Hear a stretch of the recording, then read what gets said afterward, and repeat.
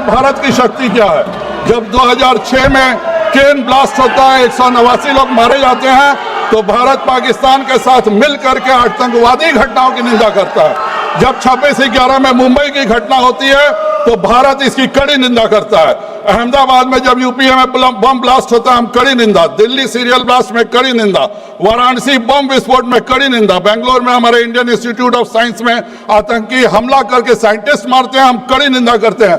अध्यक्ष महोदय, इतने हम लोगों ने कड़ी निंदा किया था कि बेचारा कड़ी निंदा भी सुसाइड कर ले। लेकिन जब एक बात और है, अभी राहुल गांधी जी बोल रहे थे कि इंदिरा गांधी जैसा बनो, इंदिरा गांधी जैसा बनो। अध्यक्ष महोदय, कांग्रेस में जब 93,000 सैनिकों को भारत की सेना ने अपने अदम्य साहस और शौर्य से पकड़ा था, तो पाकिस्तान ने भी 618 भारतीय सैनिकों को पकड़ा था। तब माननीय इंदिरा गांधी जी ने 93,000 पाकिस्तानी सैनिकों को तो छोड़ दिया, पर उस 618 में 54 सैनिक हम आज भी वापस नहीं ला सके। इसका जिम्मेवार इंदिरा गांधी है कि नहीं, यह बताना चाहिए। मेजर अशोक सूरी ने कि उनके पिताजी को 7 दिसंबर 1974 को हाथ से लिखी हुई चिट्ठी मिलती है। सेना कंफर्म करती है कि हाँ, यह मेजर सूरी की चिट्ठी है जो पाकिस्तानी जेल से आई थी। लेकिन उसके बाद भी हम अपने उन सभी 54 सैनिकों को भारत नहीं ला सके। यह हम सब के लिए बहुत शर्मिंदा की बात है और इसके लिए राहुल गांधी और पूरे कांग्रेस को शर्मिंदा होना चाहिए। अध्यक्ष महोदय, हम लोगों ने 1965 में पीओके में हाजीपुर दर्रा कैप्चर कर लिया था। अगर उसको हम नहीं छोड़े होते तो हमको कभी भी जरूरत नहीं पड़ती कि पीओके से कोई आ सके। हम लोगों ने 1971 में 13,000 स्क्वायर किलोमीटर इंदिरा गांधी ने पाकिस्तान को वापस कर दिया। हम लोगों ने अक्साई चीन में जमीन कैप्चर किया और माननीय नेहरू जी कुछ नहीं बोले। 1948 में ऑल इंडिया रेडियो में जाकर के उन्होंने रोक दिया कि भाई इसके आगे मत बढ़ो। अध्यक्ष महोदय, मैं एक ही बात कांग्रेस पे कहना चाहूंगा, जो आज हम लोग पर टिप्पणियां हो रही थी कि वह एक समंदर खंगालने में लगे हुए हैं, हमारी कमियां निकालने में लगे हुए हैं। जिनकी खुद की लंगोटियां तक है फटी हुई, वह हमारी पगड़ी उछालने में लगे हुए हैं। बहुत बहुत धन्यवाद।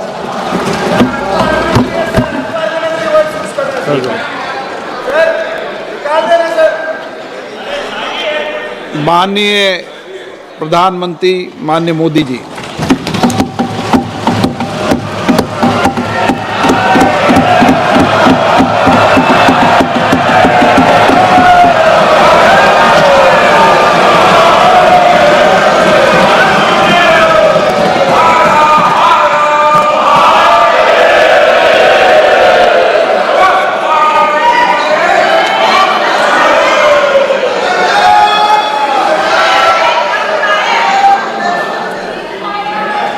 आदरणीय अध्यक्ष जी,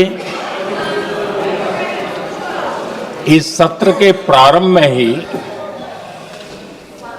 मैं जब मीडिया के साथियों से बात कर रहा था,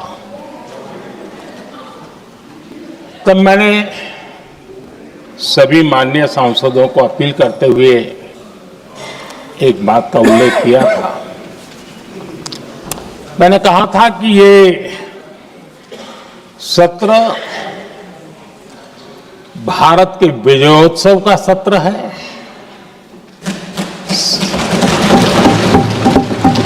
संसद का ये सत्र भारत के गौरवगान का सत्र है।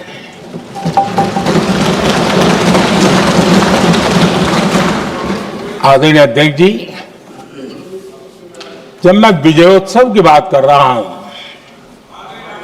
तब मैं कहना चाहूंगा कि ये विजयोत्सव आतंकी हेडक्वार्टर्स को मिट्टी में मिलाने का है।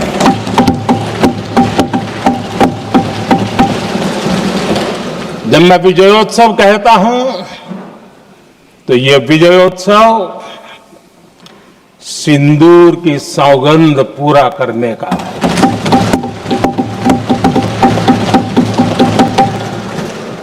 मैं जब ये विजयोत्सव कहता हूं, तो ये भारत की सेना के शौर्य और सामर्थ्य का विजय गाथा कह रहा है।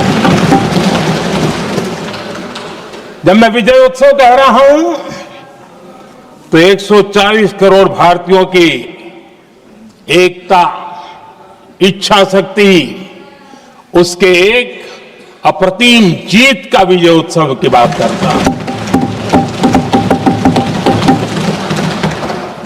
आदरणीय अध्यक्ष जी, मैं इसी विजय भाव से इस सदन में भारत का पक्ष रखने के लिए खड़ा हुआ।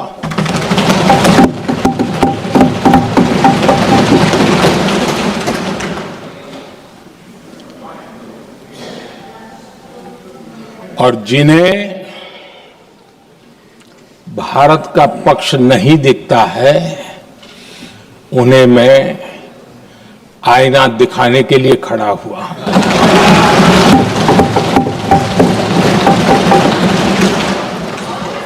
आदरणीय अध्यक्ष जी, मैं 140 करोड़ देशवासियों की भावनाओं में अपना स्वर मिलाने के लिए उपस्थित हुआ हूं। ये 140 करोड़ देशवासियों की भावना की जो गूंज है, जिस सदन में सुनाई दी है, मैं उसे अपना एक स्वर मिलाने खड़ा हुआ। आदरणीय अध्यक्ष जी, ऑपरेशन सिंदूर के दरमियान जिस प्रकार से देश के लोगों ने मेरा साथ दिया, मुझे आशीर्वाद दिए, देश की जनता मुझ पर कर्ज है। मैं देशवासियों का आभार व्यक्त करता हूं। मैं देशवासियों का अभिनंदन करता हूं। आदरणीय अध्यक्ष जी, 22 अप्रैल को पहलगाम में जिस प्रकार की क्रूर घटना घटी, जिस प्रकार आतंकवादियों ने निर्दोष लोगों को उनका धर्म पूछ पूछ करके गोलियां मारी, ये क्रूरता की पराकाष्ठा थी। भारत को हिंसा की आग में झोंकने का ये सुविचारित प्रयास था। भारत में दंगे फैलाने की ये साजिश थी। मैं आज देशवासियों का धन्यवाद करता हूं कि देश ने एकता के साथ उस साजिश को नाकाम कर दिया।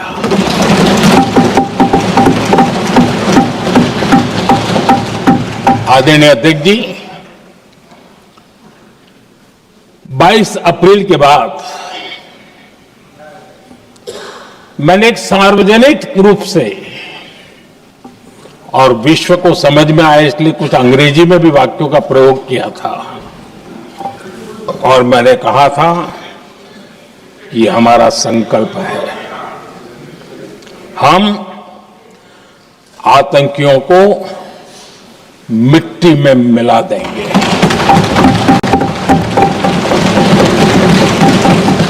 और मैंने सार्वजनिक रूप से कहा था, सजा उनके आकाओं को भी होगी और कल्पना से भी बड़ी सजा मिलेगी।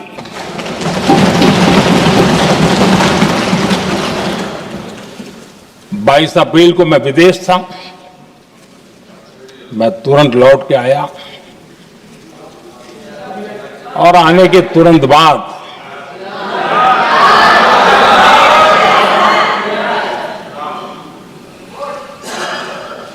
मैंने एक बैठक बुलाई और उस बैठक में हमने साफ साफ निर्देश दिए कि आतंकवाद को करारा जवाब देना होगा और ये हमारा राष्ट्रीय संकल्प है।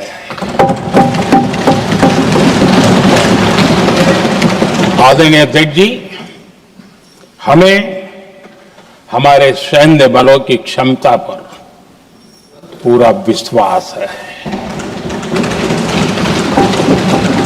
पूरा भरोसा है उनकी क्षमता पर, उनके सामर्थ्य पर, उनके साहस पर। सेना को कार्रवाई की खुली छूट दे दी गई और यह भी कहा गया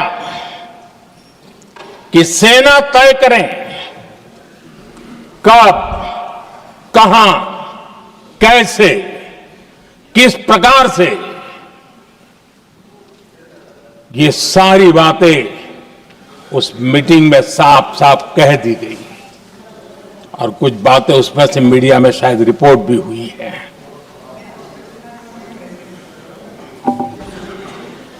हमें गर्व है आतंकियों को वो सजा दी और सजा ऐसी है कि आज भी आतंक के उन आकाओं की नींद उड़ी हुई है।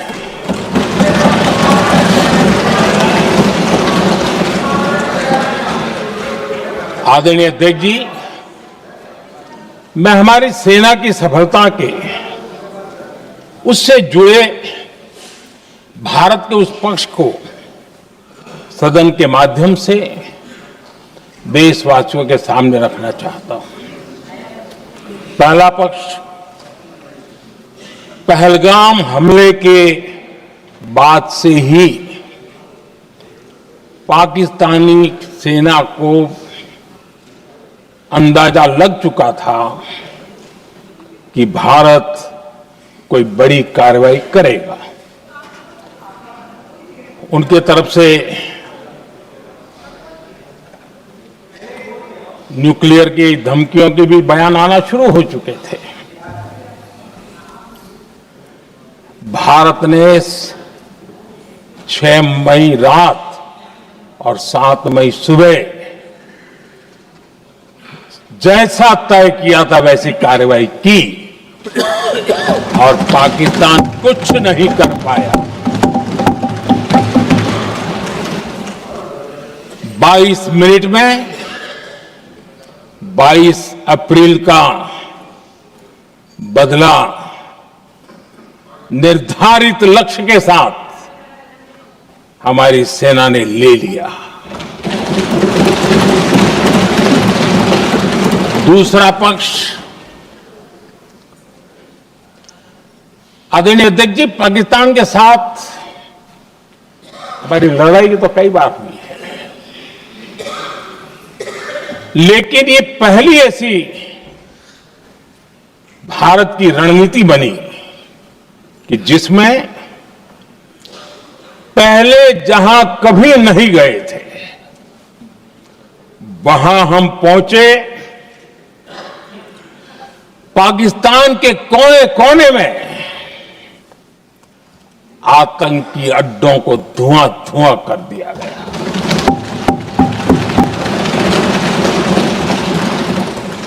आतंक के गढ़ कोई सोच नहीं सकता कि वहां तक कोई जा सकता है। बहावलपुर और मुर्ग के उसको भी जमीन दोस्त कर दिया गया। आदरणीय अध्यक्ष जी, हमारे सेनाओं ने आतंकी अड्डों को तबाह कर दिया। तीसरा पक्ष, पाकिस्तान की न्यूक्लियर धमकी को हमने झूठा साबित कर दिया।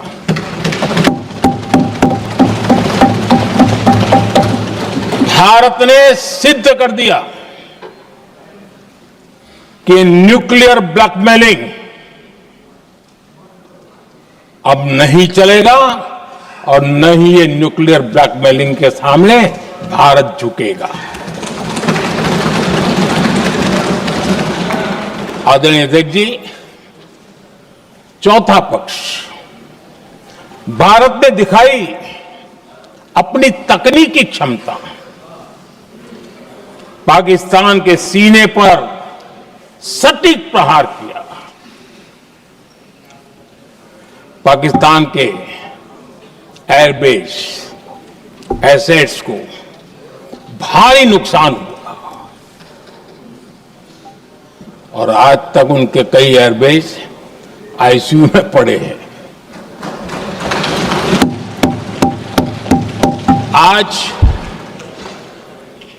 टेक्नोलॉजी आधारित युद्ध का युग है।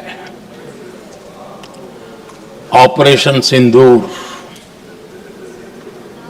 इस महारत में भी सफल सिद्ध हुआ है।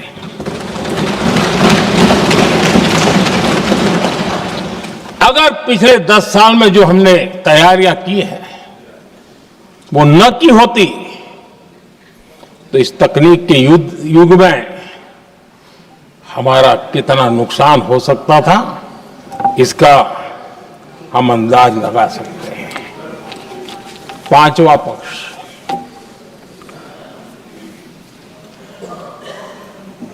ऑपरेशन सिंदूर के दरमियान पहली बार हुआ जब आत्मनिर्भर भारत की ताकत को दुनिया ने पहचाना। Made in India drone, made in India missile ने पाकिस्तान के हथियारों की पोल खोल करके रख दी।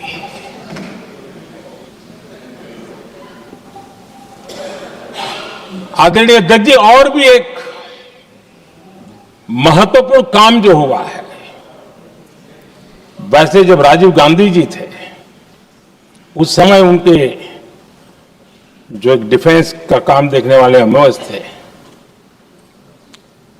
उन्होंने जब मैंने सीडीएस की घोषणा की तो वो बहुत प्रसन्न होकर के मुझे मिलने आए थे और बहुत बहुत प्रसन्न थे वो। इस समय ऑपरेशन में नेवी, आर्मी, एयरफोर्स तीनों सेनाओं का जॉइंट एक्शन, इसके बीच की सिनर्जी, इसने पाकिस्तान के छक्के छुड़ा दिए।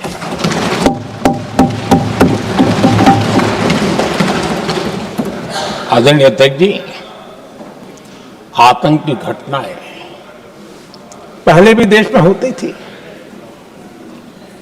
लेकिन पहले आतंकवादियों के मास्टरमाइंड निश्चिंत होते थे और वो आगे की तैयारी में लगे रहते थे, उनको पता था कुछ नहीं होगा। लेकिन अब स्थिति बदल गई है। अब हमले के बाद मास्टरमाइंड को नींद नहीं आती। उनको पता है कि भारत आएगा और मार के जाएगा।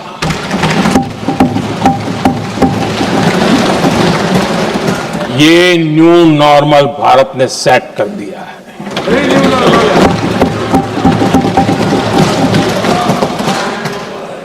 आदरणीय अध्यक्ष जी, दुनिया ने देख लिया कि हमारी कार्यवाही का दायरा कितना बड़ा, स्केल कितना बड़ा। सिंदूर से लेकर के सिंधु तक पाकिस्तान पर कार्रवाई की है। ऑपरेशन सिंदूर ने तय कर दिया कि भारत में आतंकी हमले की, उसके आकाओं को और पाकिस्तान को भारी कीमत चुकानी पड़ेगी। अब ऐसे ही नहीं जा सकते। आदरणीय अध्यक्ष जी, ऑपरेशन सिंदूर से स्पष्ट होता है कि भारत ने 3 सूत्र तय किए हैं।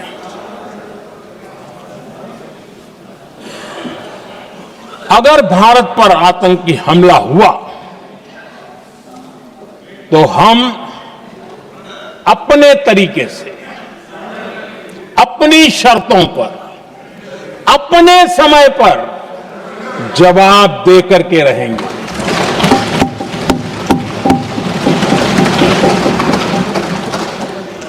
दूसरा, कोई भी न्यूक्लियर ब्लैकमेल अब नहीं चलेगा।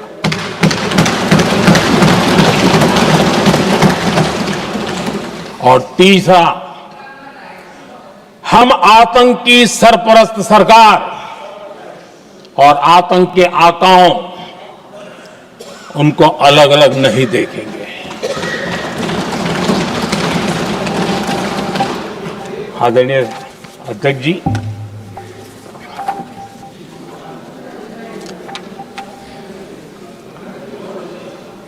यहां पर विदेश नीति को लेकर के भी काफी बातें कही गई हैं।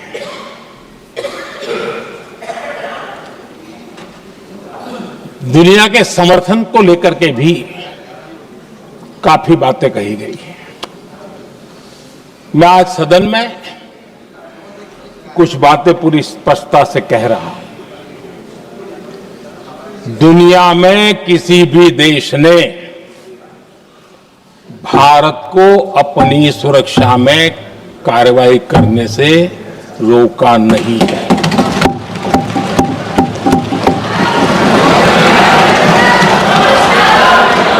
संयुक्त राष्ट्र 193 कंट्रीज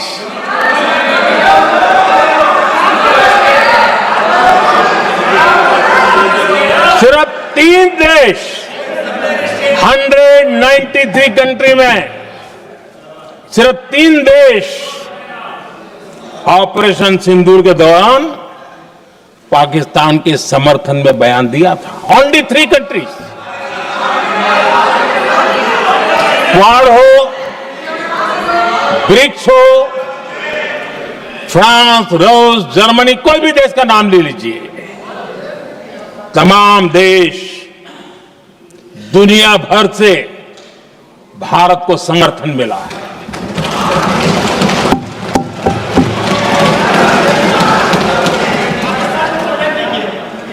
आदरणीय अध्यक्ष जी, दुनिया का समर्थन तो मिला,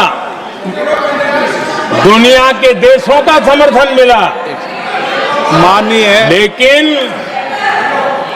ये दुर्भाग्य है कि मेरे देश के वीरों के पराक्रम को कांग्रेस का समर्थन नहीं।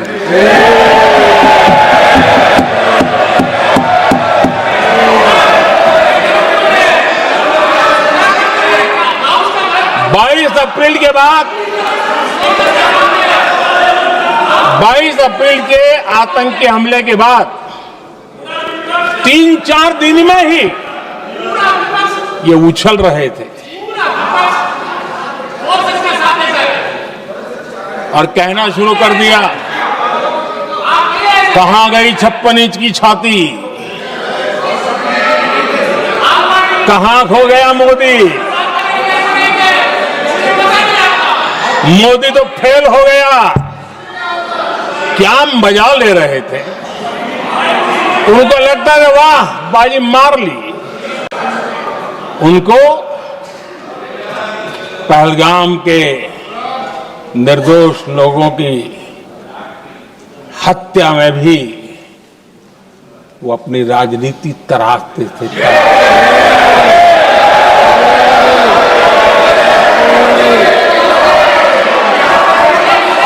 अपनी स्वार्थी राजनीति के लिए मुझ पर निशाना साध रहे थे,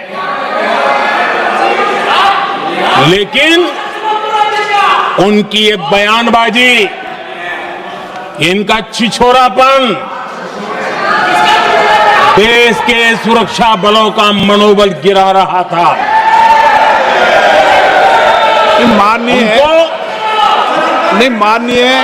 प्रतिपक्ष के नेता, 1 मिनट, प्रतिपक्ष के नेता आपकी बात सबने ध्यान से सुनी। आप बेटे बेटे कांग्रेस कर रहे हैं और निर्देश दे रहे नेताओं हैं को पीछे से, ये उचित नहीं है आपके लिए। न भारत के सामर्थ्य पर भरोसा है और न ही भारत की सेनाओं पर। इसलिए वो लगातार ऑपरेशन सिंदूर पर सवाल उठा रहे हैं। ऐसा करके आप लोग मीडिया में हेडलाइंस तो ले सकते हैं, लेकिन देशवासियों के दिलों में जगह नहीं बना सकते।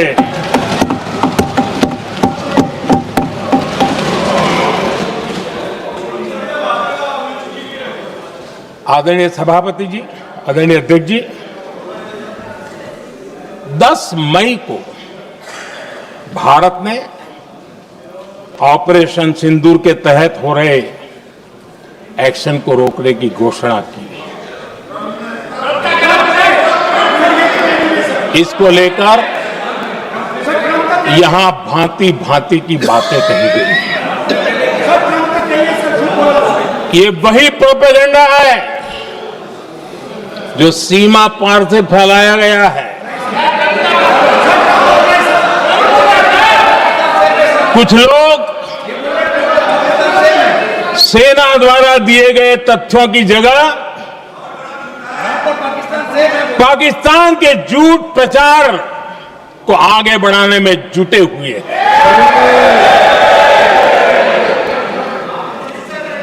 जबकि भारत का रुख हमेशा स्पष्ट रहा है। आदरणीय अध्यक्ष जी, कुछ चीजें मैं जरा स्मरण भी कराना चाहता हूं। जब सर्जिकल स्ट्राइक हुआ उस समय हमने लक्ष्य तय किया था, हमारे जवानों को तैयार करके कि हम उनके इलाके में जाकर के आतंकियों के जो लॉन्चिंग पैड है उनको नष्ट करेंगे। और सर्जिकल स्ट्राइक, एक रात के उस ऑपरेशन में हमारे लोग सूर्योदय होते होते काम पूरा करके वापस आए। लक्ष्य निर्धारित था कि ये करना है। जब बालाकोट एयर स्ट्राइक किया तो हमारा लक्ष्य तय था कि आतंकियों के जो ट्रेनिंग सेंटर्स है इस बार हम उसको तबाह करेंगे, और हमने वो भी करके दिखाया। ऑपरेशन सिंदूर के समय हमारा लक्ष्य तय था, और हमारा लक्ष्य था कि आतंक के जो एपी सेंटर है और पहलगाम के आतंकियों को जहां से पुरजोश योजना बनी, ट्रेनिंग मिली, व्यवस्था मिली, उस पर हमला करेंगे। हमने उनके नाभि पर हमला कर दिया।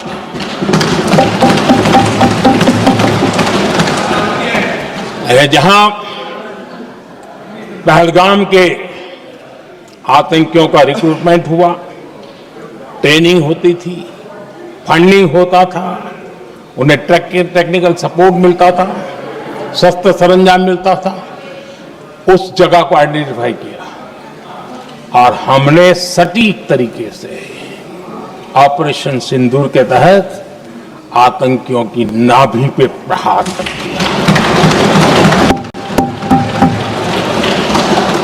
और आदरणीय अध्यक्ष जी, इस बार भी हमारी सेना ने 100% लक्ष्यों को हासिल करके देश के सामर्थ्य का परिचय कराया।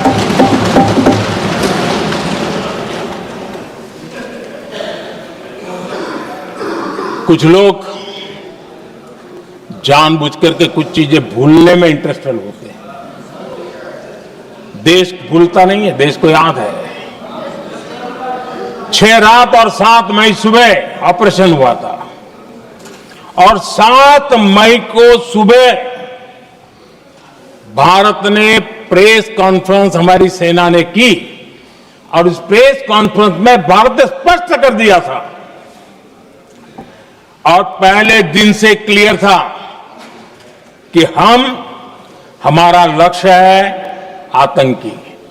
आतंकियों के आका, आतंकियों की जो व्यवस्थाएं जहां से होती है वो और उनके अड्डे, उनको हम ध्वस्त करना चाहते थे और हमने प्रेस कॉन्फ्रेंस में कह दिया था, हमने हमारा काम कर दिया है, हमने जो तय किया था पूरा कर दिया है।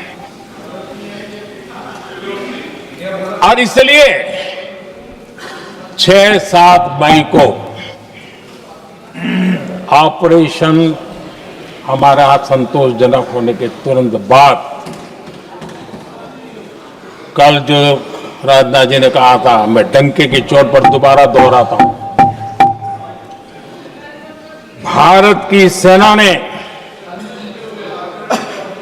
पाकिस्तान की सेना को चंद मिनटों में बता दिया कि हमारा ये लक्ष्य था, हमने ये लक्ष्य पूरा कर दिया है, ताकि उनको पता चले और हमें भी पता चले कि उनके दिल दिमाग में क्या चलता है।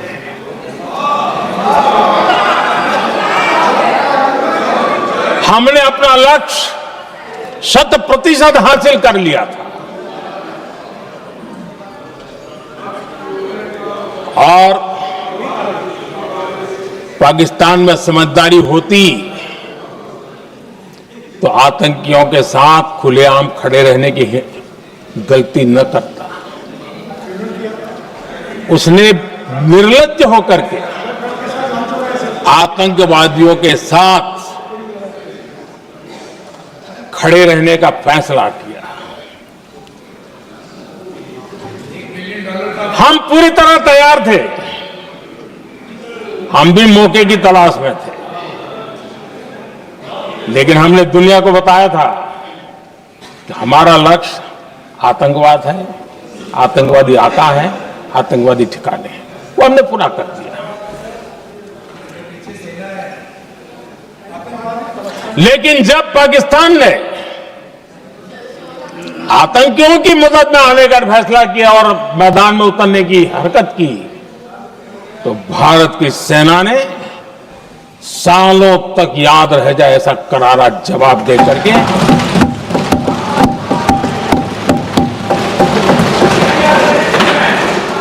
9 मई की मध्य रात्रि और 10 मई की एक प्रकार से सुबह हमारी मिसाइलें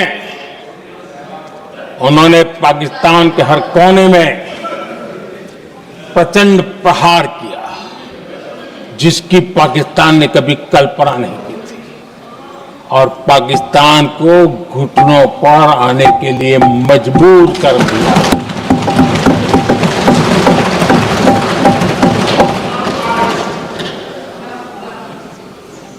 और आपने टीवी में भी देखा है, वहां से क्या बयान आते थे पाकिस्तान के लोग, अरे मैं तो स्विमिंग पूल में नहा रहा था, कोई कह रहा था मैं तो दफ्तर जाने की तैयारी कर रहा था, हम कुछ सोचे पहले तो भारत ने तो हमला कर दिया।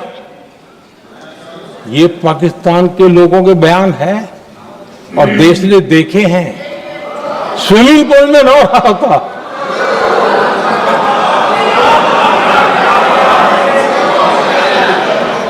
और जब इतना कड़ा प्रहार हुआ, पाकिस्तान ने कभी सोचा तक नहीं था, तब जाकर के पाकिस्तान ने फोन करके डीजीएमओ के सामने फोन करके गुहार लगाई, बस करो, बहुत मारा,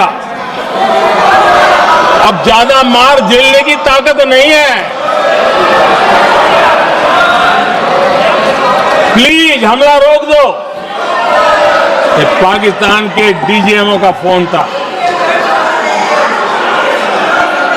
और भारत ने तो पहले दिन ही कह दिया था, 7 तारीख सुबह की प्रेस देख लीजिए, कि हमने हमारा लक्ष्य पूरा कर दिया है।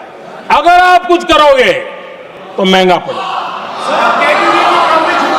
और आप धीरे ऐसे कैसे चलता है? प्लीज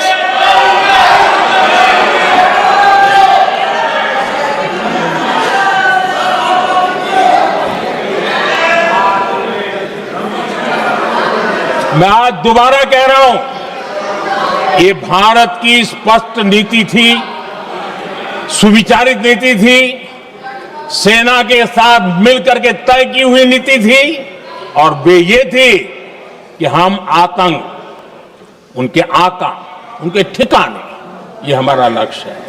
और हमने कहा, पहले दिन प्रेस कॉन्फ्रेंस में कहा है कि हमारा एक्शन नॉन एक्सीलेटरी है। ये हमने कह करके किया है, और इसके लिए साथियों हमने हमला रोका। अध्यक्ष जी, दुनिया के किसी भी नेता ने भारत के ऑपरेशन रोकने के लिए नहीं कहा।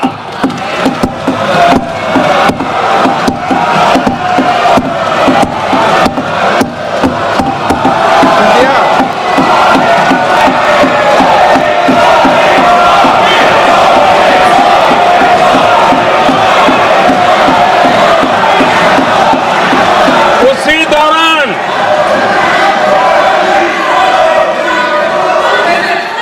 9 तारीख को रात को अमेरिका के उपराष्ट्रपति जी ने मुझसे बात करने का प्रयास किया। वो घंटे भर कोशिश कर रहे थे, लेकिन मेरी सेना के साथ मीटिंग चल रही थी, तो मैंने उनका फोन उठा नहीं पाया। बाद में मैंने उनको कॉल बैक किया। मैंने कहा कि आपका फोन था, 3-4 बार आपका फोन आ गया, क्या है?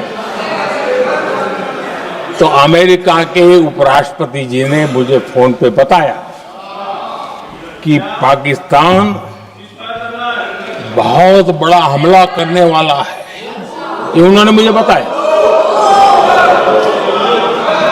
मेरा जो जवाब था, जिनको समझ नहीं आता है उनको तो नहीं आएगा,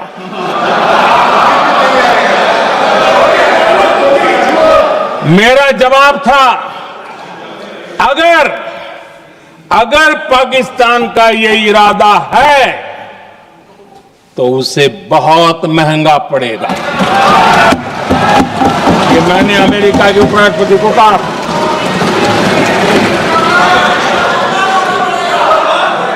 अगर पाकिस्तान हमला करेगा तो हम बड़ा हमला कर करके जवाब देंगे, ये मेरा जवाब था। और आगे मेरा एक वाक्य था, मैंने कहा था, हम गोली का जवाब गोले से देंगे।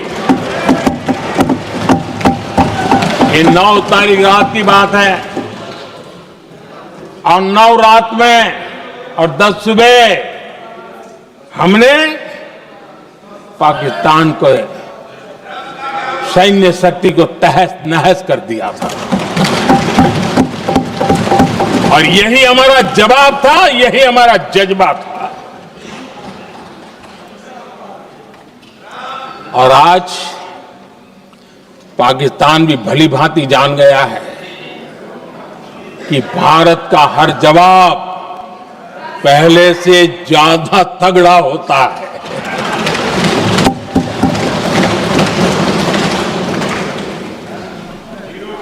उसे यह भी पता है कि अगर भविष्य में नौबत आई तो भारत आगे कुछ भी कर सकता है। और इसलिए मैं फिर से लोकतंत्र के इस मंदिर में दोहराना चाहता हूं, ऑपरेशन सिंदूर जारी है।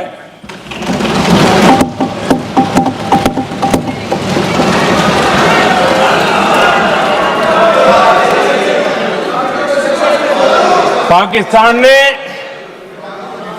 दुस्साहस की अगर कल्पना की तो उसे करारा जवाब दिया जाएगा।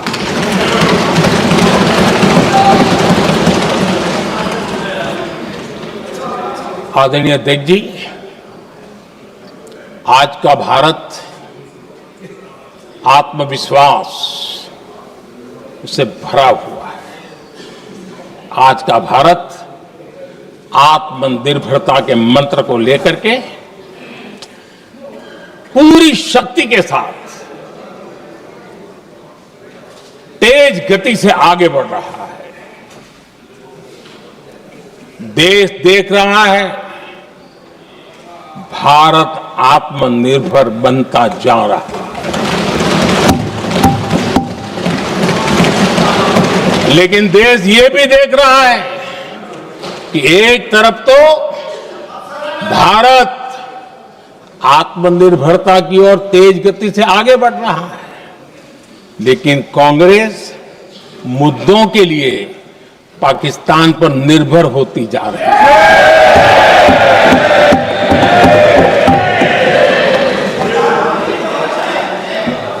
मैं आज पूरा दिन देख रहा था, जो 16 घंटे से जो चर्चा चल रही है, दुर्भाग्य से।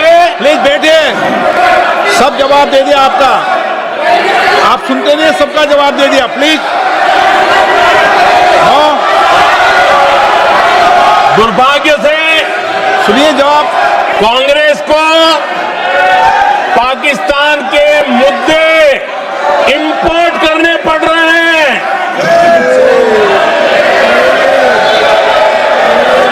आदरणीय अध्यक्ष जी, आज के वॉरफेयर में इंफॉर्मेशन और नैरेटिव्स की प्लीज बैठिए। बहुत बड़ी भूमिका है।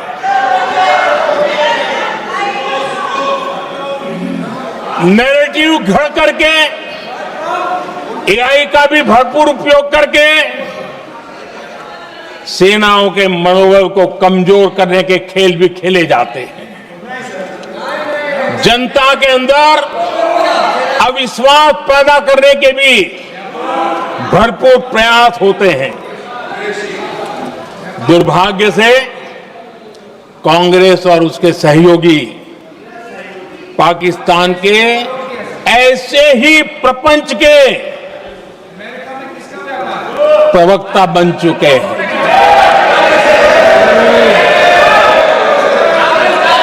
आदरणीय अध्यक्ष जी, देश की सेना ने, आदरणीय अध्यक्ष जी, ये तरीका है देश आपका? की सेना ने, बैठिए बैठिए। देश की सेना ने सर्जिकल स्ट्राइक की।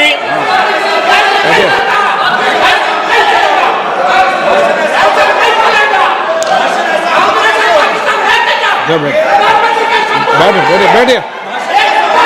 आदरणीय अध्यक्ष जी, देश की सेना ने सफलतापूर्वक सर्जिकल स्ट्राइक की तो तुरंत कांग्रेस वालों ने सेना से सबूत मांगे थे। लेकिन जब उन्होंने देश का मूड देखा, देश का मिजाज देखा, तो सुर उनके बदलने लगे और बदल करके क्या कहने लगे? कांग्रेस के लोगों ने कहा, ये सर्जिकल स्ट्राइक क्या बड़ी बात है,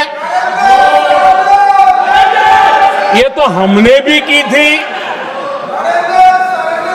एक ने कहा 3 सर्जिकल स्ट्राइक की थी,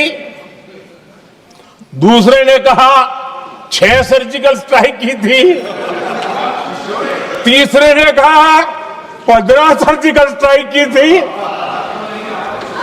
जितना बड़ा नेता उतना बड़ा आंकड़ा चल रहा था।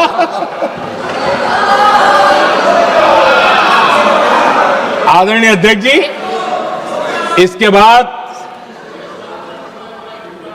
बालाकोट में सेना ने एयर स्ट्राइक की। अब एयर स्ट्राइक तो ऐसी थी कि वो कुछ कह नहीं सकते थे, इसलिए ये तो नहीं कहा कि भाई हमने भी की थी। उसमें तो उन्होंने समझदारी दिखाई, लेकिन फोटो मांगने लगे। एयर स्ट्राइक हुई तो फोटो दिखाओ, क्या कहां गिरा, क्या तोड़ा, कितने मरे, बस यही पूछते रहे। पाकिस्तान भी यही पूछता था, ये भी यही पूछते थे। इतना ही नहीं, आदरणीय अध्यक्ष जी, जब पायलट अभिनंदन पकड़े गए तो पाकिस्तान में तो खुशी का माहौल होना स्वाभाविक था कि उनके हाथ में भारत की सेना का एक पायलट उनके हाथ लगा था। लेकिन यहां पर भी कुछ लोग थे जो कानों कानों में कह रहे थे,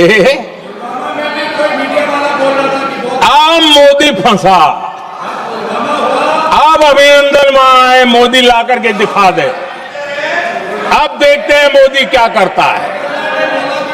आज डंके की चोट पर अभिनंदन वापिस आएगा।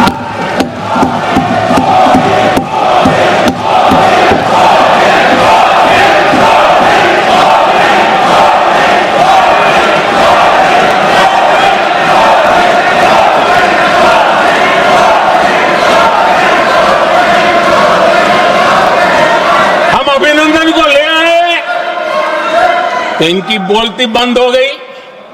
इनको लगा यार कि नसीब वाला आदमी है, हमारा हथियार हाथ से निकल गया। आदरणीय अध्यक्ष जी, पहलगाम हमले के बाद हमारा बीएसएफ का एक जवान पाकिस्तान के कब्जे में गया तो फिर इनको लगा वाह, बड़ा मुद्दा हाथ में आ गया है, अब मोदी फंस जाएगा। अब तो मोदी की फजीयत जरूर होगी और उनकी इकोसिस्टम ने सोशल मीडिया में बहुत सारी कथाएं वायरल की कि ये बीएसएफ के जवान का क्या होगा, उसके परिवार का क्या होगा, ये वापस आएगा, कब आएगा, कैसे आएगा, न जाने क्या क्या चला दिया। आदरणीय अध्यक्ष जी, बीएसएफ का वो जवान भी आन बान शान के साथ वापस आया।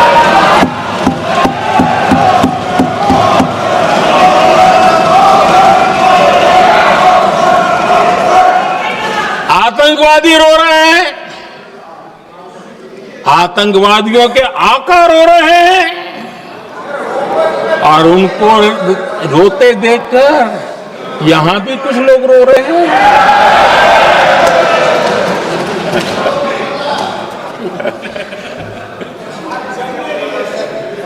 अब देखिए, सर्जिकल स्ट्राइक चल रही थी, उसके बाद उन्होंने एक खेल खेलने की कोशिश की, बात जमी नहीं। एयर स्ट्राइक हुई तो दूसरा खेल खेलने की कोशिश की, वो भी जमी नहीं। जब ये ऑपरेशन सिंदूर हुआ तो उन्होंने नया पैंतरा शुरू किया। और क्या शुरू किया? रोक क्यों दिया? पहले तो मानने को तैयार नहीं थे कि मुक्त करते, अब कहते रोक क्यों दिया। वारे बयान बहादुरों,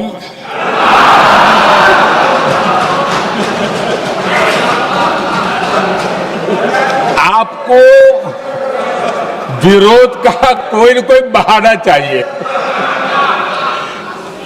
और इसलिए सिर्फ मैं नहीं, पूरा देश आप पर हंस रहा है।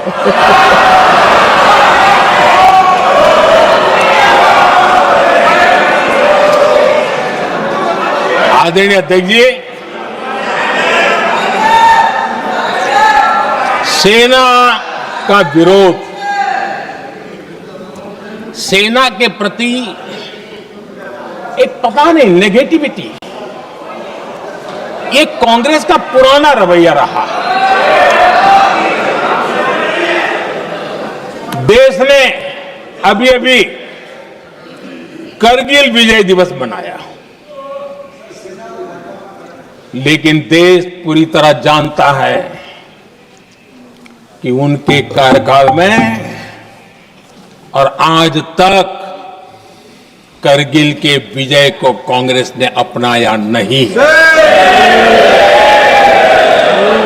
न करगिल विजय दिवस मनाया है, न करगिल विजय का गौरव किया।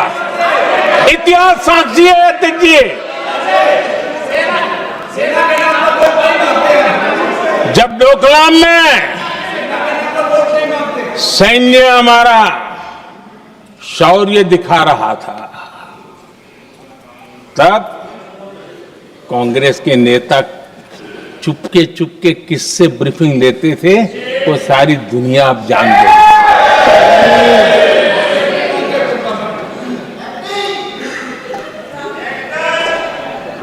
आप निकाल दीजिए पाकिस्तान के सारे बयान और यहां हमारा विरोध करने वाले लोगों के बयान, फुल स्टॉप कॉमा के साथ एक है।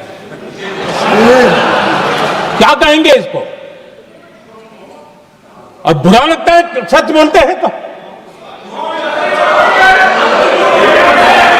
पाकिस्तान के साथ सुर में सुर मिला दिया जाता है। आदरणीय अध्यक्ष जी, देश हैरान है। कांग्रेस ने पाकिस्तान को क्लीन चिट दे दी है।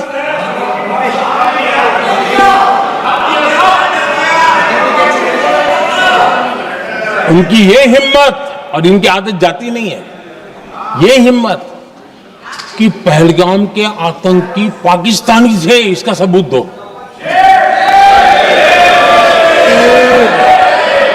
क्या कह रहे हो तुम लोग? तो कौन सा तरीका है? और यही मांग पाकिस्तान कर रहा है जो कांग्रेस कर रही है। और आदरणीय अध्यक्ष जी, आज जब सबूतों की कोई कमी नहीं है, सब कुछ आंखों के सामने दिखता है, तब ये हालत है। अगर ये सबूत ना होते तो क्या करते ये लोग, आप बताइए। आदरणीय अध्यक्ष जी,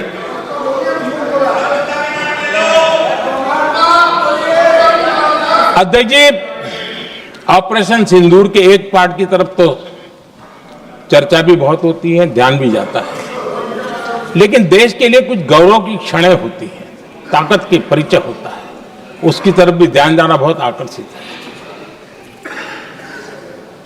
हमारे एयर डिफेंस सिस्टम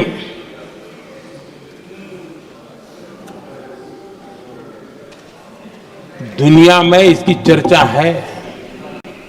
हमारे एयर डिफेंस सिस्टम ने पाकिस्तान की मिसाइल और ड्रोन्स उसको तिनके की तरफ बिखेर दिया था।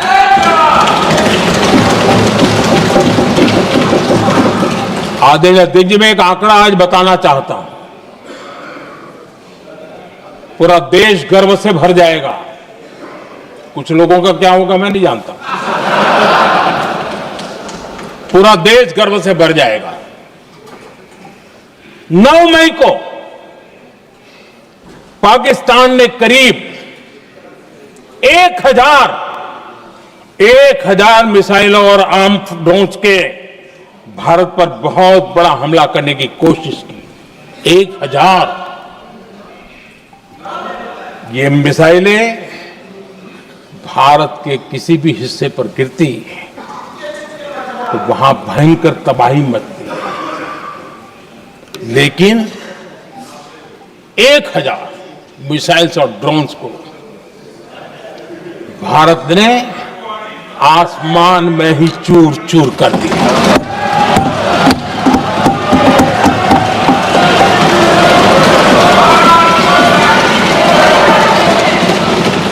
हर देशवासी को इससे गर्व हो रहा,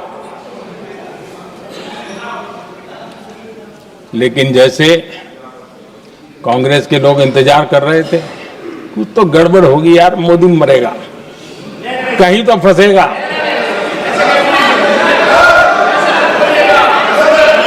पाकिस्तान ने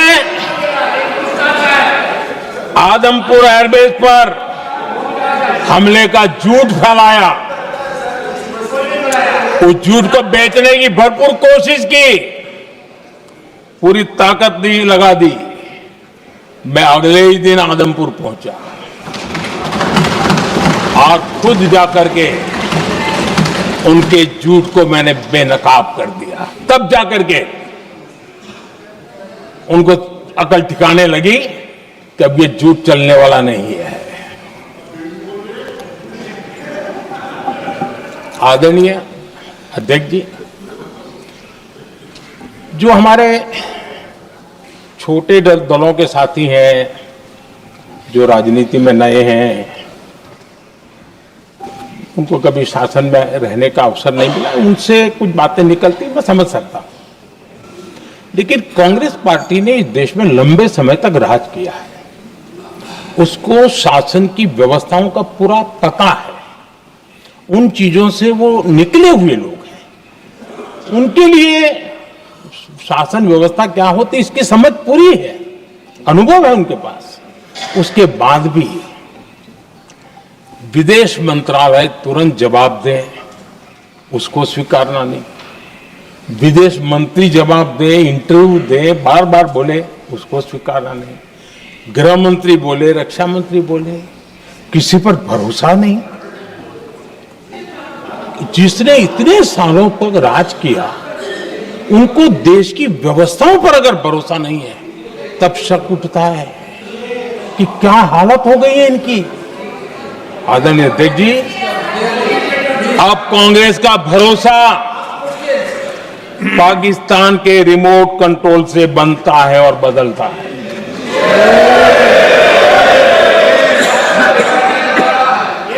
आदरणीय अध्यक्ष जी, एक बिल्कुल कांग्रेस के नए सदस्य, यानी उनको तो क्षमा करनी चाहिए, नए सदस्य को क्या कहेंगे, लेकिन कांग्रेस के आका जो उनको लिख करके देते हैं और उनसे बुलवाते, खुद में हिम्मत नहीं है, उनसे बुलवाते हैं कि ऑपरेशन सिंदूर ये तो तमाशा था,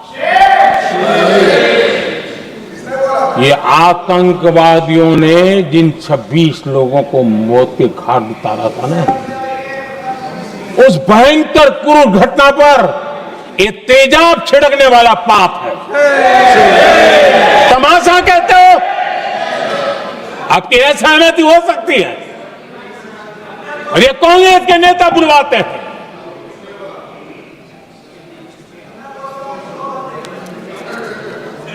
आदरणीय अध्यक्ष जी,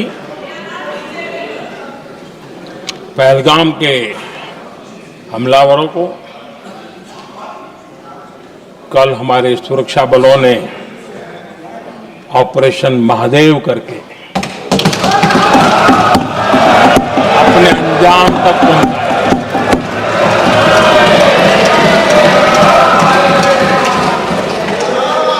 लेकिन मैं हैरान हूं, यहां ठहाके लगा के पूछा गया कि आखिर ये कल ही क्यों हुआ।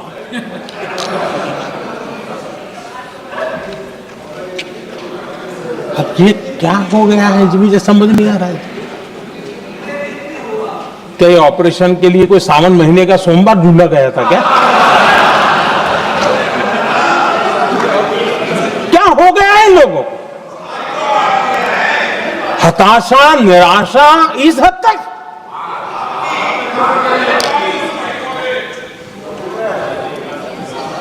और देखिए मजा, पिछले कई सप्ताह से हाँ ऑपरेशन सिंदूर वगैरह तो ठीक है, पहलगाम के आतंकियों का क्या हुआ, पहलगाम के आतंकियों का अब हुआ तो कल क्यों हुआ?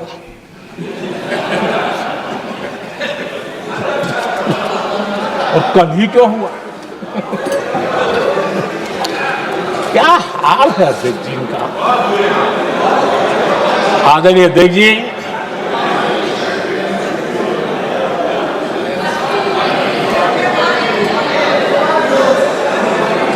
आदरणीय अध्यक्ष जी, शास्त्रों में कहा गया है, हमारे शास्त्रों में कहा गया है, शस्त्रेण रक्षिते राष्ट्रे, शस्त्रेण रक्षिते राष्ट्रे शास्त्र चर्चा प्रवर्तते। अर्थात जब राष्ट्र शस्त्र से सुरक्षित होते हैं तभी वहां शास्त्र की, ज्ञान की चर्चाएं जन्म ले पाती है।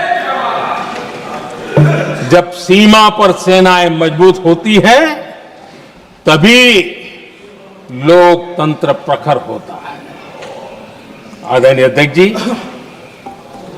ऑपरेशन सिंदूर बीते दशक में भारत की सेना के सशक्तिकरण का एक साक्षात प्रमाण है। ऐसे ही नहीं हुआ है। कांग्रेस के शासन के दौरान सेनाओं को आत्मनिर्भर बनाने के संबंध में सोचा तक नहीं जाता था। आज भी आत्मनिर्भर शब्द की मजाक उड़ाई जाती है। वैसे वो महात्मा गांधी से आया हुआ है, लेकिन आज भी मजाक उड़ाई जाती है। हर रक्षा सौदे में कांग्रेस अपने मौके खोजती रहती थी।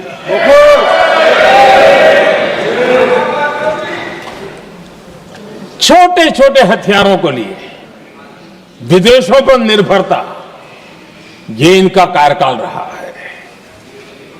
Bullet proof jacket, night vision camera तक नहीं होते थे। और लंबा लिस्ट है, जीप से शुरू होता है, बफोर, हेलीकॉप्टर, हर चीज के साथ घोटाला जुड़ा हुआ है। आदरणीय अध्यक्ष जी, हमारी सेनाओं को आधुनिक हथियारों के लिए दशकों तक इंतजार करना पड़ा। आजादी के पहले, और इतिहास गवाह, एक जमाना था जब डिफेंस मैन्युफैक्चरिंग में भारत का आवाज सुनाई देती थी। जिस समय तलवारों से लड़ा जाता था ना, तब भी तलवारें भारत की श्रेष्ठ मानी जाती थी। हम डिफेंस के इक्विपमेंट में आगे थे। लेकिन आजादी के बाद जो एक मजबूत डिफेंस इक्विपमेंट मैन्युफैक्चरिंग का हमारा दायरा था, जो हमारा पूरा इकोसिस्टम था, उसको सोच समझ करके तबाह कर दिया गया, उसको दुर्बल किया गया।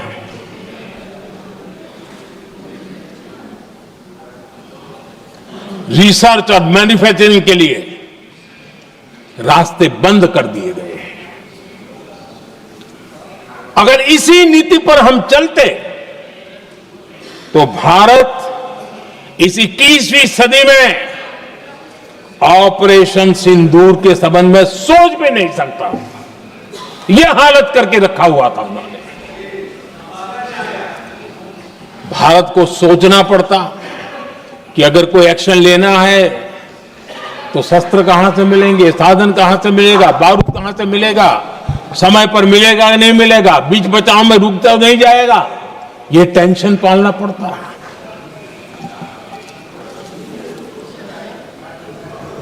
आदरणीय अध्यक्ष जी, बीते एक दशक में मेक इन इंडिया हथियार सेना को मिले, उन्होंने इस ऑपरेशन में बहुत निर्णायक भूमिका निभाई।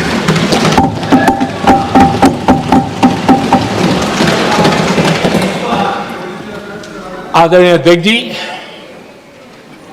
एक दशक पहले भारत के लोगों ने संकल्प लिया, हमारा देश सशक्त, आत्मनिर्भर और आधुनिक राष्ट्र बने। रक्षा, सुरक्षा, हर क्षेत्र में बदलाव के लिए एक के बाद एक ठोस कदम उठाए गए, सीरीज ऑफ रिफॉर्म्स किए गए और देश में सेना में जो रिफॉर्म्स हुए हैं, जो आजादी के बाद पहली बार हुए। चीफ ऑफ डिफेंस स्टाफ की नियुक्ति, ये विचार कोई नया नहीं था, दुनिया में प्रयोग भी चलते हैं, भारत में निर्णय नहीं होते थे। हमने, ये बहुत बड़ा रिफॉर्म था, हमने किया और बहुत ही, मैं हमारी तीनों सेनाओं का अभिनंदन करता हूं कि इस व्यवस्था को उन्होंने दिल से सहयोग किया है, दिल से स्वीकार किया है। सबसे बड़ी ताकत ज्वाइंटनेस और इंटीग्रेशन की इस समय नेवी हो, एयरफोर्स हो, आर्मी हो, ये इंटीग्रेशन और ज्वाइंटनेस ने हमारी ताकत को अनेक गुना बढ़ा दिया और उसका परिणाम भी हमें नजर में आया है, ये हमने करके देखा है। सरकार की जो डिफेंस प्रोडक्शन की कंपनियां थी, उसमें हमने रिफॉर्म किए। शुरुआत में वहां पर आग लगाना, आंदोलन करवाना, हड़तालें करवाने के खेल चल रहे थे, अभी भी बंद नहीं हुए हैं, लेकिन देश हित को सर्वोपरि मान करके उन डिफेंस इंडस्ट्री के हमारे जो लोग थे सरकारी व्यवस्था में, उन्होंने इसको मन से लिया, रिफॉर्म को स्वीकार किया और वो भी आज बहुत प्रोडक्टिव बन गए। इतना ही नहीं, हमने प्राइवेट सेक्टर के लिए भी डिफेंस के दरवाजे खोल दिए हैं और आज भारत का प्राइवेट सेक्टर आगे आ रहा है। आज स्टार्टअप्स डिफेंस के क्षेत्र में हमारे 27-30 साल के नौजवान, टियर 2, टियर 3 सिटी के नौजवान, कई कुछ जगह तो बेटियां स्टार्टअप का नेतृत्व कर रही है। डिफेंस के सेक्टर में सैकड़ों की तादाद में आज स्टार्टअप काम कर रहे हैं। ड्रोन्स, एक प्रकार से मैं कह सकता हूं, ड्रोन्स की जितनी भी एक्टिविटी हमारे देश में हो रही है, शायद एवरेज 30-35 की उम्र होगी जो लोग कर रहे हैं, सारे लोग, और सैकड़ों की तादाद में कर रहे हैं। और उसका ताकत, क्योंकि इनका भी योगदान था इसमें, जिन्होंने इस प्रकार के प्रोडक्शन किए हैं, और वो हमें ऑपरेशन सिंदूर में बहुत काम आए। मैं उन सबके प्रयासों को बहुत साधुवाद करता हूं और मैं उनको विश्वास दिलाता हूं, आगे बढ़िए, अब देश रुकने वाला नहीं है। आदरणीय अध्यक्ष जी, डिफेंस सेक्टर में मेक इन इंडिया ये नारा नहीं था, हमने इसके लिए बजट पॉलिसी में जो परिवर्तन करना था, जो नए इनिशिएटिव ले रहे थे, वो नए इनिशिएटिव लिए। और सबसे बड़ी बात, क्लियर कट विजन के साथ हमने देश में make in India defence sector के अंदर तेज गति से हम आगे बढ़ रहे हैं। आदरणीय अध्यक्ष जी, एक दशक में डिफेंस का बजट लगभग पहले से 3 गुना हुआ है।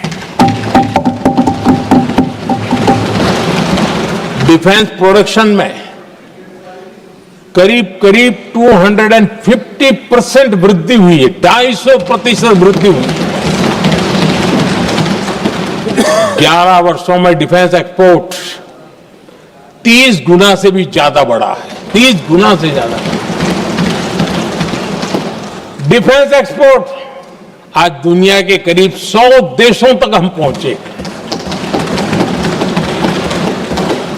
और आदरणीय अध्यक्ष जी, कुछ चीजें ऐसी होती हैं जो इतिहास में बहुत बड़ा प्रभाव छोड़ती हैं। ऑपरेशन सिंदूर ने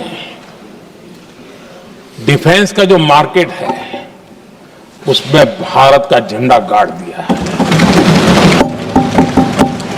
भारत के हथियारों की डिमांड आज बढ़ती चली जा रही है, मांग बढ़ रही है। ये भारत में उद्योगों को भी बल देगी, एमएसएमई को बल देगी, हमारे नौजवानों को रोजगार देगी और हमारे नौजवान अपनी बनाई चीजों से दुनिया में अपनी ताकत का प्रदर्शन कर पाएंगे, यह दिख रहा है। मैं देख रहा हूं डिफेंस के क्षेत्र में जो आत्मनिर्भर भारत की दिशा में हम जो कदम उठा रहे हैं, मैं हैरान हूं। कुछ लोगों को आज भी तकलीफ हो रही है, जैसे उनका खजाना लूट गया। ये कौन सी मानसिकता है? देश को ऐसे लोगों को पहचानना होगा। आदरणीय अध्यक्ष जी, मैं स्पष्ट करना चाहता हूं, डिफेंस में भारत का आत्मनिर्भर होना ये आज की शस्त्रों की स्पर्धा में के काल में विश्व शांति के लिए भी जरूरी है।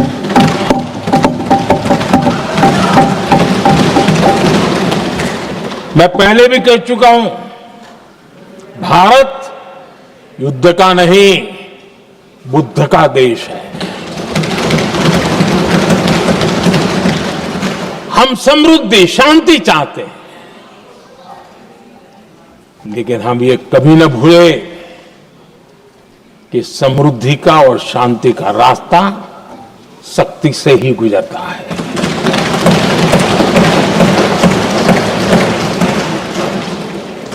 आदरणीय अध्यक्ष जी, हमारा भारत छत्रपति शिवाजी महाराज, महाराजा रणजीत सिंह, राजेंद्र चोला, महाराणा प्रताप, लसित बोरफुकन और महाराजा सुहेलदेव का देश है।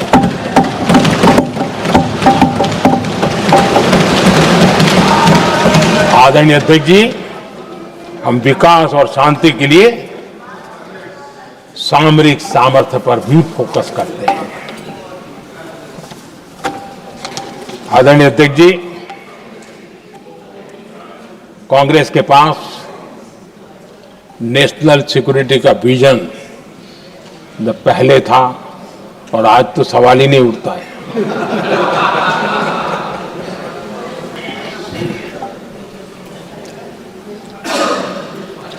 कांग्रेस ने हमेशा नेशनल सिक्योरिटी पर समझौता किया। आज जो लोग पूछ रहे हैं पीओके को वापस क्यों नहीं लिया, वैसे ये सवाल मुझे ही पूछ सकते हैं और किसको पूछ सकते हैं।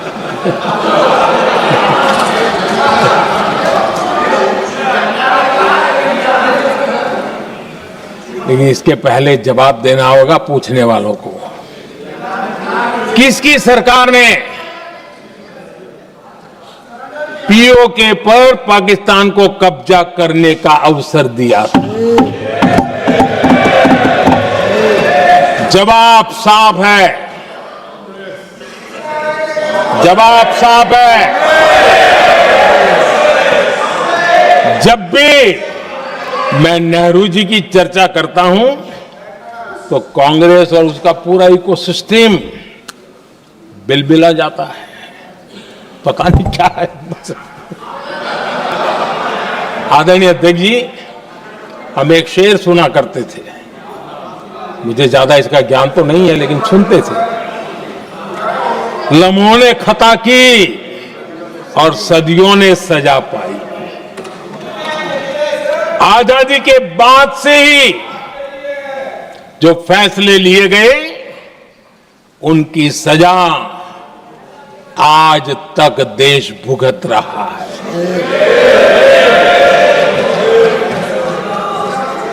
यहां बार बार एक बात का जिक्र हुआ और मैं फिर से करना चाहूंगा। अक्साई चीन की उस पूरे क्षेत्र को बंजर जमीन करार दिया गया, ये कहकर के तो बंजर है। देश की 38,000 वर्ग किलोमीटर जमीन हमें खोनी पड़ी।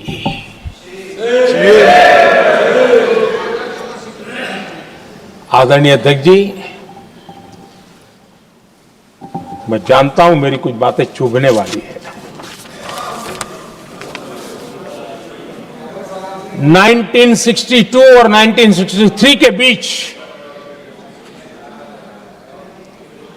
कांग्रेस के नेता जम्मू कश्मीर के पूंछ, उरी, नीलम वैली और किशनगंगा को छोड़ देने का प्रस्ताव रख रहे थे। भारत की भूमि, आदरणीय अध्यक्ष जी, और वो भी लाइन ऑफ पीस के नाम पर किया जा रहा था। 1966 रण ऑफ कच्छ पर इन्हीं लोगों ने मध्यस्थता स्वीकार की। ये था उनका राष्ट्रीय सुरक्षा का विजन। एक बार फिर उन्होंने भारत का करीब 800 वर्ग किलोमीटर क्षेत्र पाकिस्तान को सौंप दिया, जिसमें छड़बेट भी शामिल है, कि कहीं उसको छड़ा बेट भी कहते हैं। 1965 की जंग में हाजीपीर पास को हमारी सेना ने वापस जीत लिया था, लेकिन कांग्रेस ने उसे फिर लौटा दिया। 1971 पाकिस्तान के 93,000 फौजी हमारे पास बंदी थे। पाकिस्तान का हजारों वर्ग किलोमीटर एरिया हमारी सेना ने कब्जा किया था। हम बहुत कुछ कर सकते थे, विजय की स्थिति में थे।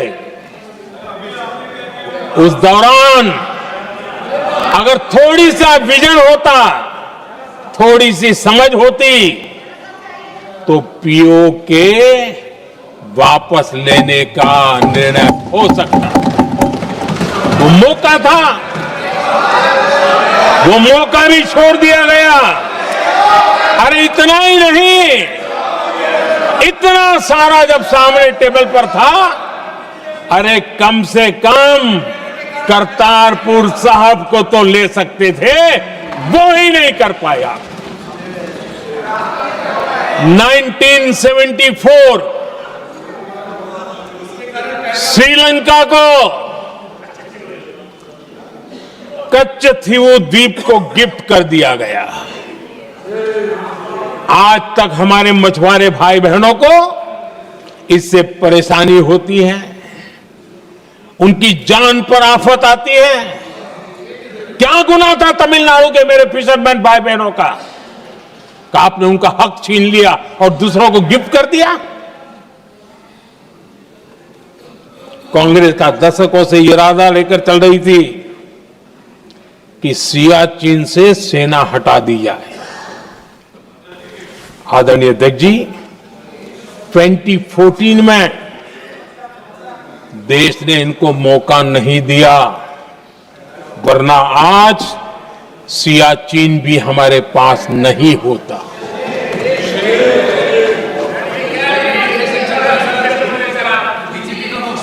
आदरणीय अध्यक्ष जी, आजकल कांग्रेस के जो लोग हमें डिप्लोमेसी का पाठ पढ़ा रहे हैं, मैं उन्हें उनकी डिप्लोमेसी याद दिलाना चाहता हूं, ताकि उनको भी कुछ याद रहे, पता चले। 26/11 जैसे भयंकर हमले के बाद बहुत बड़ा आतंकी हमला था।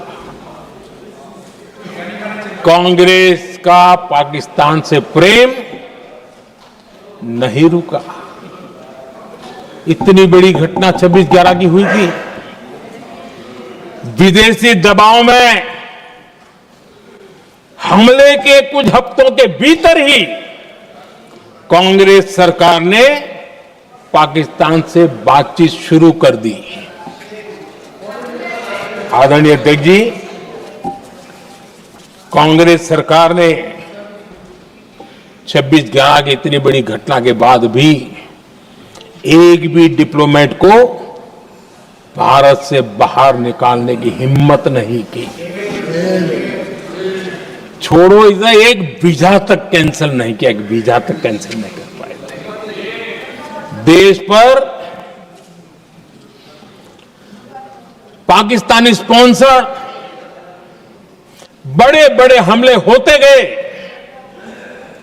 लेकिन यूपीए सरकार ने पाकिस्तान को मोस्ट फेवर्ड नेशन का दर्जा देकर रखा था। वो कभी वापस नहीं लिया था। एक तरफ देश मुंबई के हमले का ये न्याय मांग रहा था, दूसरी तरफ कांग्रेस पाकिस्तान के साथ व्यापार करने में लगी थी।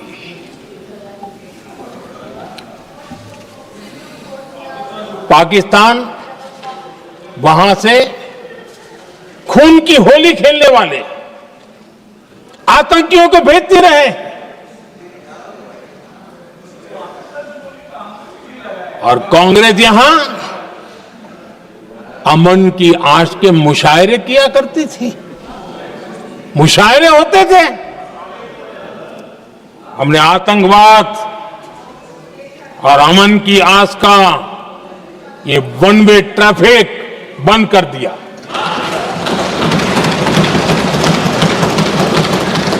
हमने पाकिस्तान का MFN का दर्जा रद्द किया, वीजा बंद किया।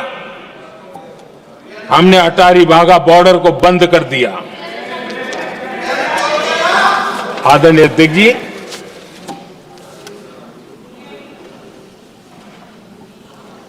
भारत के हितों को गिरवी रख देना ये कांग्रेस की पार्टी की पुरानी आदत है। इसका सबसे बड़ा उदाहरण सिंधु जल समझौता है। सिंधु जल समझौता किसने किया? नेहरू जी ने किया। और मामला किससे जुड़ा था? भारत से निकलने वाली नदियां, हमारे यहां से निकली हुई नदियां, उसका वो पानी था। और वो नदियां हजारों साल से भारत की सांस्कृतिक विरासत रही है, भारत की चैतन्य शक्ति रही है। भारत को सुजलाम सुफलाम बनाने में उन नदियों का बहुत बड़ा योगदान रहा है। सिंधु नदी जो सदियों से भारत की पहचान हुआ करती थी, उसी से भारत जाना जाता था। लेकिन नेहरू जी और कांग्रेस ने सिंधु और झेलम जैसी नदियों पर विवाद के लिए पंचायत किसको दी? वर्ल्ड बैंक को दी। वर्ल्ड बैंक फैसला करे क्या कर रहा है। नदी हमारी, पानी हमारा।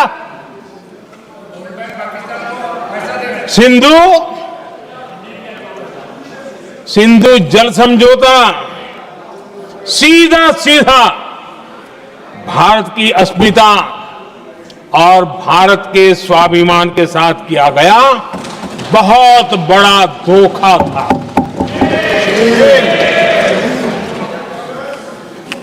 आदरणीय अध्यक्ष जी, आज के देश के युवा ये बात सुनते होंगे तो उनको भी आश्चर्य होगा कि ऐसे लोग थे हमारे देश का काम करते थे। नेहरू जी ने इस ट्रीटी करी और क्या किया? ये जो पानी था, जो नदियां थी, जो भारत से निकल रही थी, उन्होंने 80% पानी पाकिस्तान को देने के लिए वो राजी हो गए।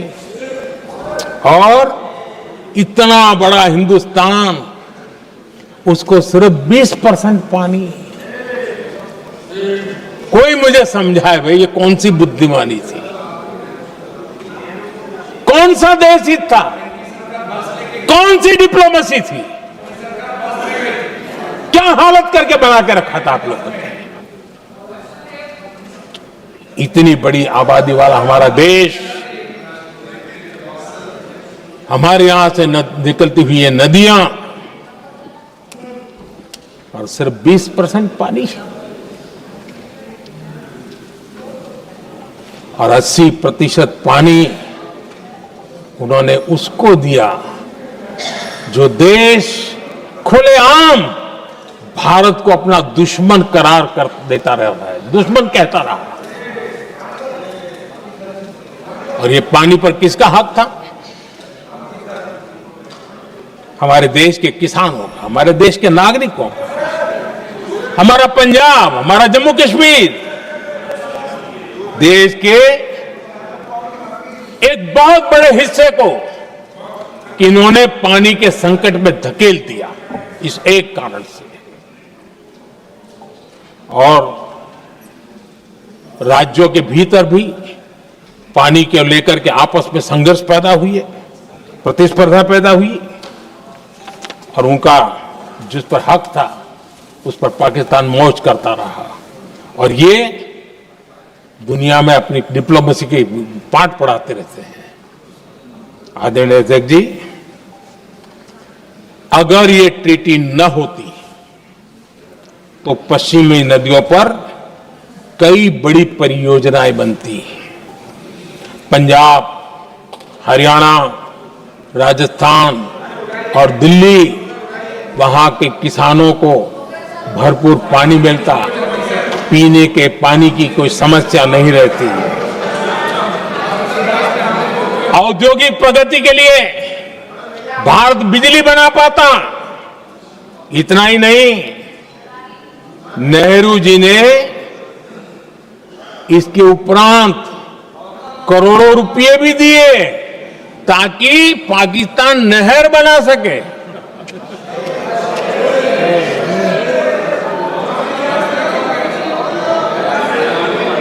आदरणीय अध्यक्ष जी, इससे भी बड़ी बात, देश चौंक जाएगा।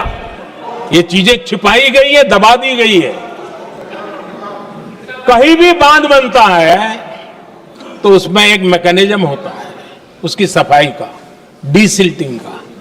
उसमें जो मिट्टी भर जाती है, बाकी घास वगैरह आकर के भर जाता है, तो उसकी कैपेसिटी कम होती है, तो उसकी सफाई के लिए यानी इनबिल्ट व्यवस्था होती है। नेहरू जी ने पाकिस्तान के कहने पर यह शर्त स्वीकार की है कि इन बांध में जो मिट्टी आएगी, कूड़ा कचरा आएगा और बांध भर जाएगा, इसकी सफाई नहीं कर सकते,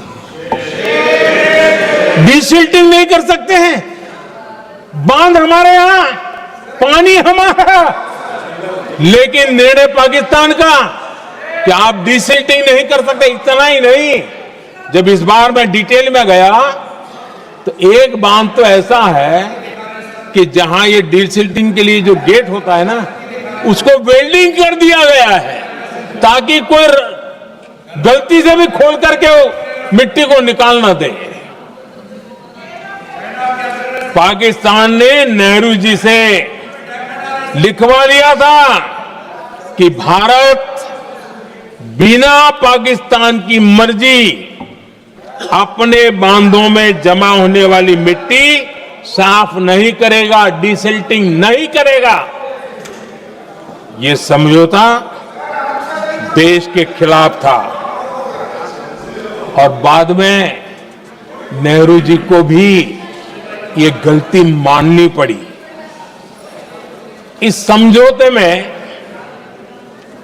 निरंजन दास गुलाटी करके का सज्जन उसमें जुड़े हुए थे। उन्होंने एक किताब लिखी है। उस किताब में उन्होंने लिखा है कि फरवरी 1961 में नेहरू ने उनसे कहा था, गुलाटी, मुझे उम्मीद थी कि यह समझौता अन्य समस्याओं के समाधान का रास्ता खोलेगा, लेकिन हम वहीं हैं जहां पहले थे। ये नेहरू जी ने कहा नेहरू जी केवल तत्कालिक प्रभाव देख पा रहे थे, इसलिए उन्होंने कहा कि हम वहीं के वहीं हैं। लेकिन सच्चाई ये कि इस एग्रीमेंट के कारण देश बहुत पिछड़ गया, देश बहुत पीछे चल गया और देश का बहुत नुकसान हुआ। हमारे किसानों को नुकसान हुआ, हमारी खेती को नुकसान हुआ। और नेहरू जी उस डिप्लोमेसी को जानते थे जिसमें किसान का कोई वजूद ही नहीं था। यह हाल करके रखा था उन्होंने। आदरणीय अध्यक्ष जी, पाकिस्तान आगे दशकों तक भारत के साथ युद्ध और छद्म युद्ध, प्रॉक्सी वॉर करता ही रहा। लेकिन कांग्रेस की सरकारों ने बाद में भी सिंधु जल समझौते की तरफ देखा तक नहीं, नेहरू जी की गलती को सुधारा तक नहीं। आदरणीय अध्यक्ष जी, लेकिन अब भारत ने पुरानी गलती को सुधारा है, ठोस निर्णय लिया है। भारत ने नेहरू जी द्वारा किए गई बहुत बड़ी ब्लंडर, सिंधु जल समझौते को देश हित में, किसानों के हित में एबेंस में रख दिया है। देश का अहित करने वाला ये समझौता अब इस रूप में आगे नहीं चल सकता। भारत ने तय कर दिया है, खून और पानी साथ साथ नहीं बह सकते।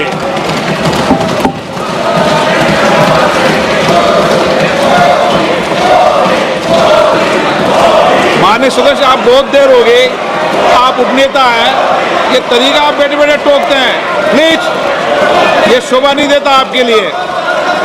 बैठिए बैठिए बैठिए, आदरणीय शोभा नहीं देता आपका। अध्यक्ष जी, आप उपनेता, अपनी मर्यादा बना के रखें। चल बैठिए। वहां बैठे साथी आतंकवाद पर लंबी लंबी बातें करते हैं। जब ये सत्ता में था, जुड़े हुए हैं, जब इनको राज करने का अवसर मिला था,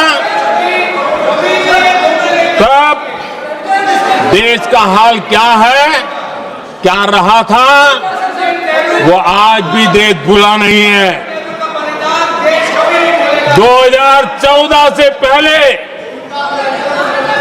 देश में असुरक्षा का जो माहौल था, अगर वो आज याद भी करे ना, तो लोग सिहर जाते हैं। आदरणीय अध्यक्ष जी, हम सबको याद है, जो नई पीढ़ी के बच्चे हैं उनको पता नहीं है, हम सबको पता है। हर जगह पर अनाउंसमेंट होता था, रेलवे स्टेशन पर जाओ, बस स्टैंड पर जाओ, एयरपोर्ट पर जाओ, बाजार में जाओ, मंदिर में जाओ, कहीं पर भी जाओ, जहां भी भीड़ होती है, कोई भी लावारिस चीज दिखे छूना मत, पुलिस को तुरंत जानकारी देना, वो बम हो सकता है। हम 2014 तक यही सुनते आए थे, ये हालात करके रखा था। देश के कोने कोने में यही हाल था। माहौल ये था कि जैसे कदम कदम पर बम बिछे हैं और खुद को ही नागरिकों ने बचाना है, उन्होंने हाथ ऊपर कर दिए थे, अनाउंस कर दिया। आदरणीय अध्यक्ष जी, कांग्रेस की कमजोर सरकारों के कारण देश को कितनी जानें गंवानी पड़ी, हमें अपनों को खोना पड़ा। आदरणीय अध्यक्ष जी, आतंकवाद पर लगाम लगाई जा सकती थी। हमारी सरकार ने 11 साल में ये करके दिखाया एक बहुत बड़ा सबूत है। 2004 से 14 के बीच जो आतंकी घटनाएं होती थी, उन घटनाओं में बहुत बड़ी कमी आई है। इसलिए देश भी जानना चाहता है, अगर हमारी सरकार आतंकवाद पर नकेल कस सकती है तो कांग्रेस सरकारों की ऐसी कौन सी मजबूरी थी कि आतंकवाद को फलने फूलने दिया। आदरणीय अध्यक्ष जी, कांग्रेस के राज में आतंकवाद अगर फला फूला है तो उसका एक बड़ा कारण इनकी तुष्टीकरण की राजनीति है, वोट बैंक की राजनीति है। जब दिल्ली में बाटला हाउस एनकाउंटर हुआ, कांग्रेस के एक बड़ी नेता के आंख में आंसू थे, आतंकवादी मारे गए इसके कारण। और वोट पाने के लिए इस बात को हिंदुस्तान के कोने कोने में पहुंचाया गया। आदरणीय अध्यक्ष जी, 2001 में देश की संसद पर हमला हुआ था। तब कांग्रेस के एक बड़े नेता ने अफजल गुरु को बेनिफिट ऑफ डाउट देने की बात कही थी।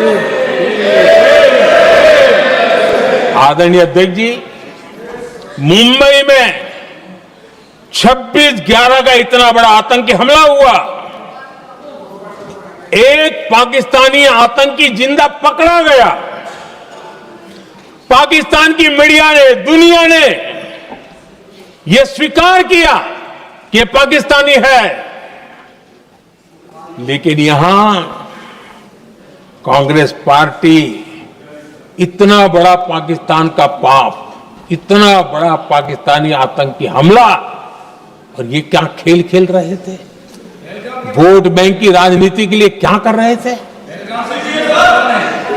कांग्रेस पार्टी इसको भगवा आतंक सिद्ध करने में जुटी हुई है।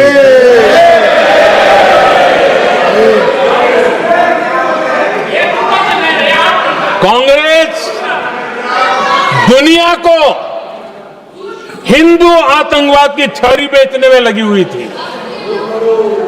कांग्रेस के एक नेता ने अमेरिका के बड़े राजनयिक को यहां तक कह दिया था कि लश्कर-ए तोयबा से भी बड़ा खतरा भारत के हिंदू ग्रुप है। यह कहा गया था।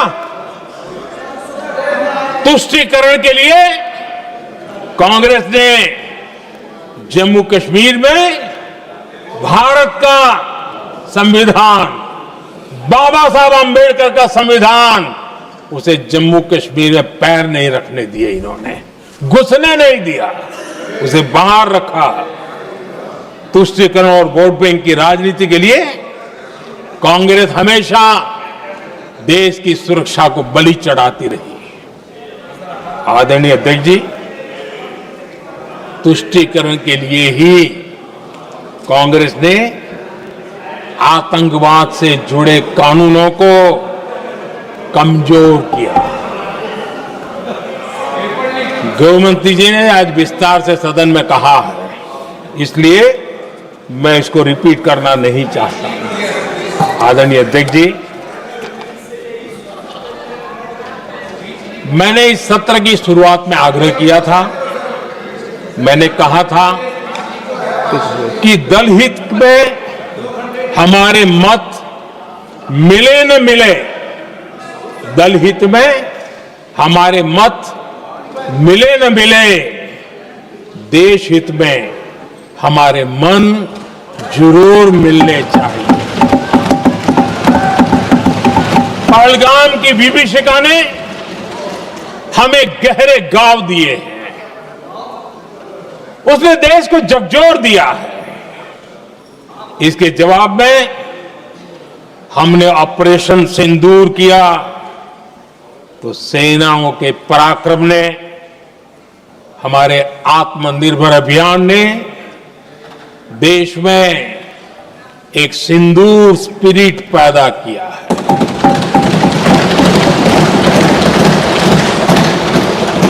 ये सिंदूर स्पिरिट हमने तब भी देखी जब दुनिया भर में हमारे प्रतिनिधि मंडल भारत की बात बताने गए। मैं उन सभी साथियों को बहुत बहुत बधाई देता हूं। आपने बहुत ही प्रभावी ढंग से भारत की बात डंके की चोट पर दुनिया के सामने रखी। लेकिन मुझे दुख इस बात का है, हैरानी भी है, जो खुद को कांग्रेस के बड़े नेता समझते हैं, उनके पेट में दर्द हो रहा है कि भारत का पक्ष दुनिया के सामने क्यों रखा गया।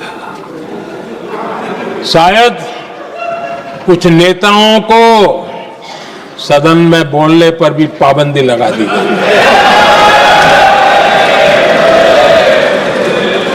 आदरणीय अध्यक्ष जी, इस मानसिकता से बाहर निकलने की जरूरत है।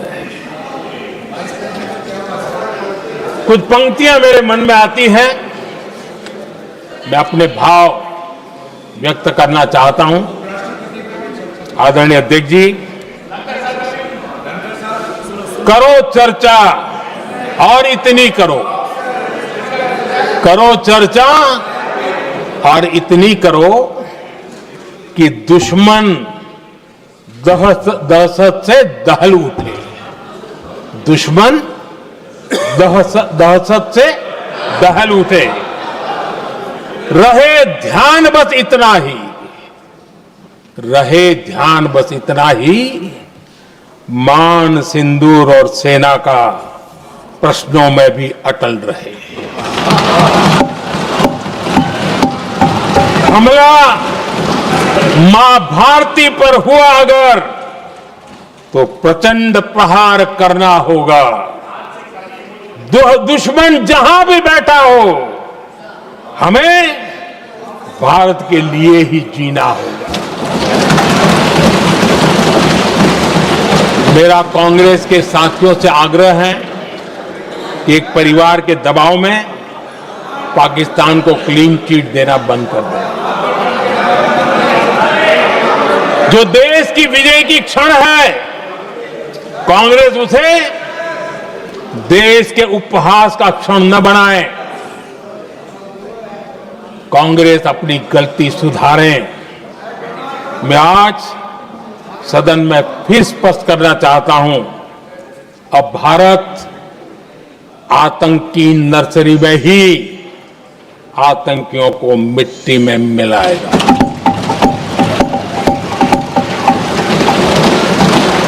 हम पाकिस्तान को भारत के भविष्य खेलने नहीं देंगे और इसलिए ऑपरेशन सिंदूर खत्म नहीं हुआ है, ऑपरेशन सिंदूर जारी है। और ये पाकिस्तान के लिए भी नोटिस है।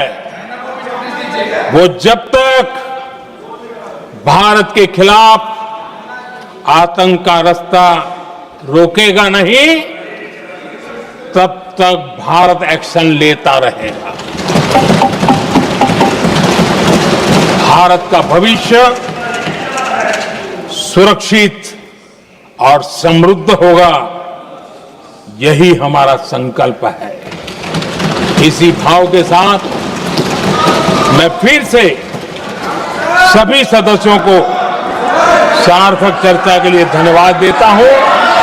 और आदरणीय अध्यक्ष जी, मैंने भारत का पक्ष रखा है, भारत के लोगों की भावनाओं को व्यक्त किया है। मैं सदन का फिर से आभार व्यक्त करता हूं। बहुत बहुत धन्यवाद।